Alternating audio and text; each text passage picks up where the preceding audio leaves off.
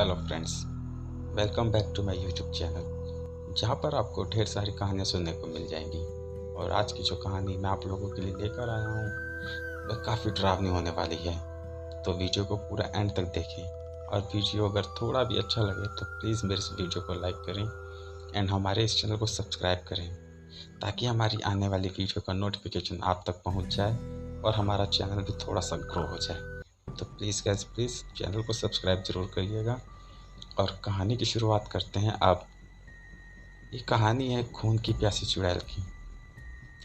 इस कहानी को सुनने के बाद शायद आप भी भूत प्रेत और चुड़ैलों पर भरोसा करने लग जाएंगे। तो सुनते हैं कहानी डरा देने वाली प्यासी चुड़ैल की। ये उस वक्त की कहानी है जब मैं गांव में अपनी दादी के साथ रहता था। मेरी उम्र लगभग 15 साल ही थी। मुझे भूत प्रेत और चुड़ैल इन सबको असलियत में देखने का शौक था। चुड़ैल की कहानियां तो मैं बड़े मज़े से सुनता था और हमेशा बोलता था कि कितना मज़ा आएगा अगर किसी चुड़ैल से मेरा सचमुच सामना हो जाए। मेरी दादी किराना और दूध दो दुकानें चलाती थी। दादी और मैं मिलके दोनों दुकान चलाते थे। गांव में हमारा बड़ा नाम था। हर रात को दादी दुकान बंद करके अपने घर चली जाती थी और मैं अपने दोस्तों के साथ चौराहे पर बैठकर एक दूसरे को भूत प्रेत की कहानी सुनाते थे।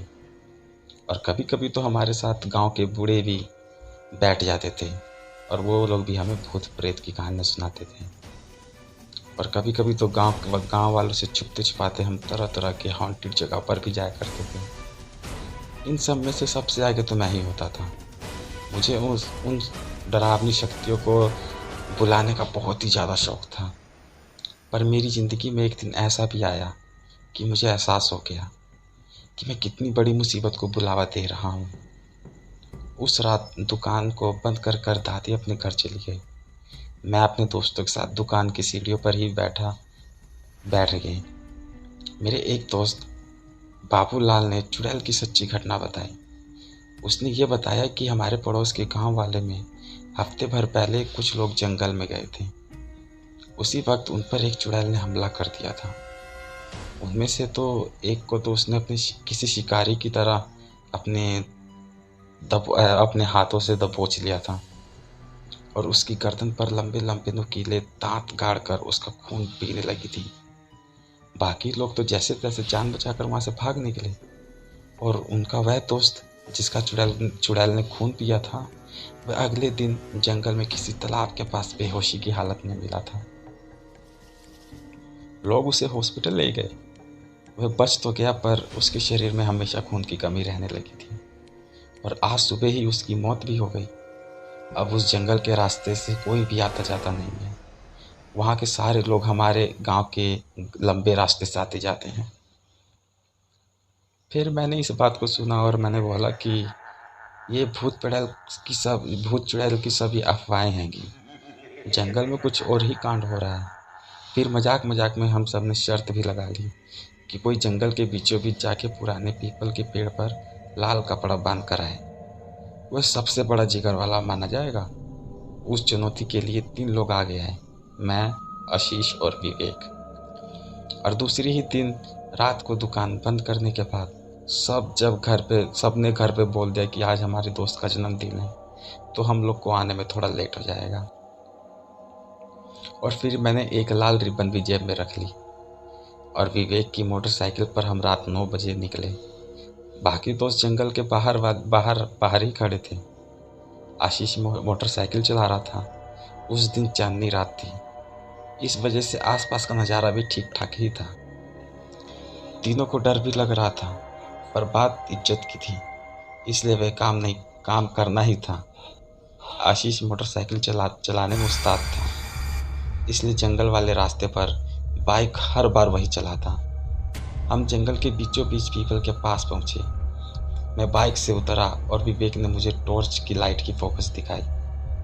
मैंने लाल रिबन निकाली और जाके पीपल की टहनी के ऊपर बांध दी। और जब मैं पीछे मुड़ा तब एक नुकीले पत्थर से ठोकर लगकर मैं मुंह के बल गिर गया।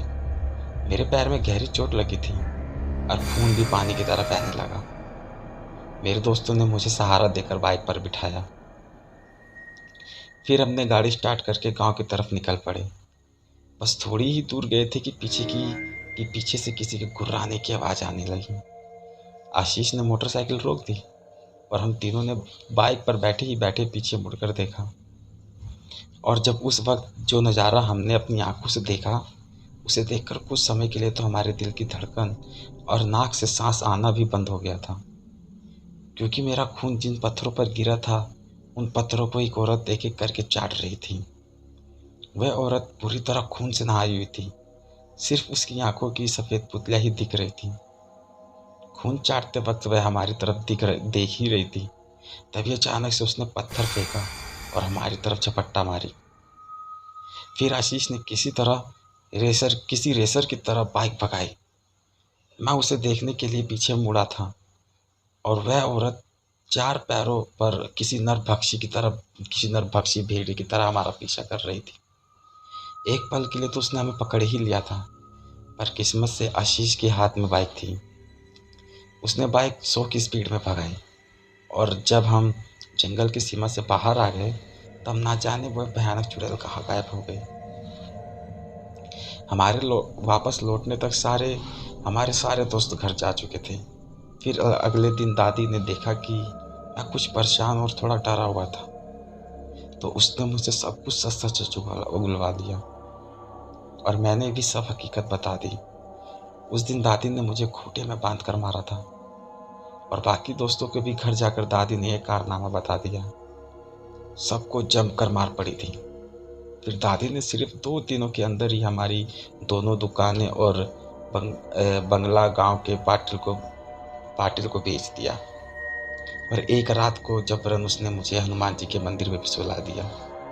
उसके बाद मैं गांव छोड़ने को तैयार तो नहीं था, पर दादी ने मुझे खूब मारा कूटा और मुझे अपने साथ मुंबई ले आई, जहां मैं आज भी रहता हूँ।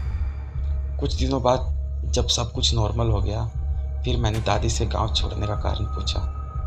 तब दादी ने मुझे बताया कि पत्थर पर जो तेरा खून गिरा हुआ था, उसे चाटने वाली औरत कोई और नहीं बल्कि एक रक्त पिशाचनी थी और अब उसको मेरे खून का चस्का भी लग गया था। अभी भी वह चुड़ैल मेरी तलाश में यहाँ वहाँ भटक रही होगी। इसलिए मेरी सुरक्षा के लिए दादी ने मुझे गांव छोड़ने का निर्णय लिया। लेकिन दादी के कहने के अनुसार अगर वह रक्त पिचासिनी चुड़ैल आज भी मुझे ढूंढ रही होगी, तो आपको क्या लगता है कि क्या वह यहाँ पर नहीं आ पाएगी? तो दोस्तों, कहानी को बस अब यहीं ख़त्म करते हैं और मुझे प्लीज़ कमेंट कर ज़रूर बताना कि आप लोगों को कहानी कैसी लगी। अब मिलते हैं अगली स्टोरी में। तब तक के लिए धन्यवाद।